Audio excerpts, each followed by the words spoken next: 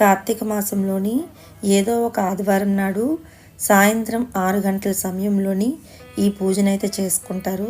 అయితే ప్రతి ఒక్కరింట్లో కూడా త్రినాథ స్వామి పూజ చేసుకుంటే ఇంట్లో కష్టాలు ఉండవని, అలానే మనం అనుకునే కోరికలు నెరవేరుతాయని, ముఖ్యంగా ఇంటికి చాలా మంచిది అని చెప్తూ ఉంటారు. అయితే సంవత్సరం పొడవులా ఈ కార్తీక మాసంలో వచ్చిన ఆదివారం నాడు చేసుకునే ప్రత్యేకమైన ఈ పూజని ఈ మాసంలో ఏదో ఒక ఆదివారం నాడు చేసుకుంటే చాలా మంచిదండి. అందులోన కార్తీక పౌర్ణమి తర్వాత వచ్చిన ఆదివారం చేసుకుంటే చాలా మంచిది అంటారు. అయితే ఈ సంవత్సరం 2023లోని కార్తీక మాసంలో ఇంకా ఒక్క ఆదివారం మాత్రమే మిగిలింది కాబట్టి ఈ ఆదివారం రోజు ఎవ్వరూ వదులుకోకుండా ఈ పూజనైతే చేసుకుంటే చాలా మంచిది.